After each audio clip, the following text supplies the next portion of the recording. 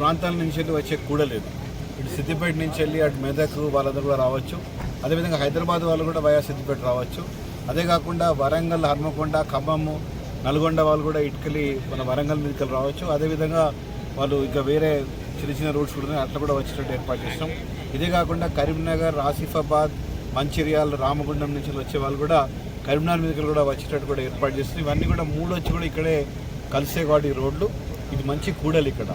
So బ్రహ్మాండంగా అన్ని దిక్కుల నుంచి వెళ్ళి తెలంగాణ నలువైపుల నుంచి వెళ్ళి కూడా ఇక్కడికి వచ్చే రోడ్స్ అన్నీ కూడా బ్రహ్మాండంగా ఉన్నాయి కాబట్టి గౌరవ మాజీ ముఖ్యమంత్రి గారు, మా అధ్యక్షులు కేసీఆర్ గారు ఎల్కదుర్తి ప్రాంతంలో కూడా మీటింగ్ పెట్టడానికి అవకాశం ఉందా అని చెప్పినప్పుడు వెంటనే అందరం కూడా స్పందించి ఇక్కడ లోకల్ నాయకులతో అదేవిధంగా ఇక్కడున్న మా యొక్క రైతులతో స్పందించి మరి మాట్లాడితే వాళ్ళందరూ కూడా చాలా గొప్పగా 1-2 రోజుల్లోపటినే మొత్తం స్థలం కేటాయించడం జరిగింది. మా రైతులందరూ కూడా చాలా ముందుకు వచ్చి మరి మేము తప్పకుండా ఇస్తాం, కేసీఆర్ గారు మాకు రైతు బంధు ఇచ్చిండ్రు, రైతు బీమా ఇచ్చిండ్రు, ఈ మాత్రం మేము సార్కు చేయలేమా అని చెప్పి మా దగ్గరకు రావడం జరిగింది.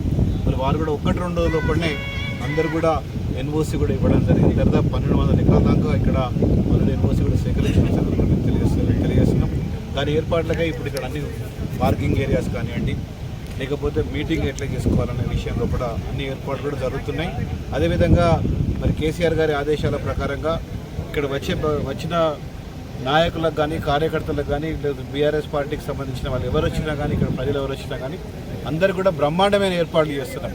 అంటే ఎండాకాలం కాబట్టి మంచి స్పేస్ ఉండాలి, బాగా స్పేస్ ఉండాలి, ఎయిర్ ఫ్లో బాగుండాలని చెప్పి ఇంత గొప్పగా ఇన్ని ఎకరాలు తీసుకొని ఇక్కడ పార్కింగ్ ఏరియాస్ కూడా ఇటు సిద్దిపేటకి వచ్చే వాళ్ళకు సపరేట్ పార్కింగ్ ఏరియా దాదాపు 200-250 ఎకరాల దాకా అలాట్ చేయడం జరిగింది.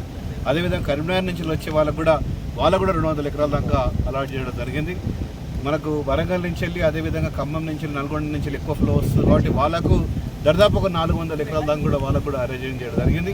అదే కాకుండా 160 ఎకరాల ప్రాంతంలో కూడా ఈ మీటింగ్ కూడా జరగబోతుంది. అక్కడ దాన్ని కూడా ఇయర్ మార్క్ చేస్తున్నాం, ఫ్లాగ్స్ కనబడుతుంది ఇక్కడ బ్రహ్మాండంగా ఇయర్ మార్క్ చేస్తామని తెలియజేస్తున్నాం. ఇదే కాకుండా మరి కేసీఆర్ గారి ఆదేశాల ప్రకారంగా వచ్చిన ప్రతి ఒక్కరికి కూడా చల్లటి మంచినీళ్ళ బాటిల్ ఇచ్చేటట్టు, అదేవిధంగా వాళ్ళకు లస్సీ ప్యాకెట్ కూడా, వాళ్ళకు మజ్జిగ ప్యాకెట్ కూడా వాళ్ళకి ఇచ్చేటట్టు కూడా ఏర్పాటు చేయడం జరుగుతున్నది.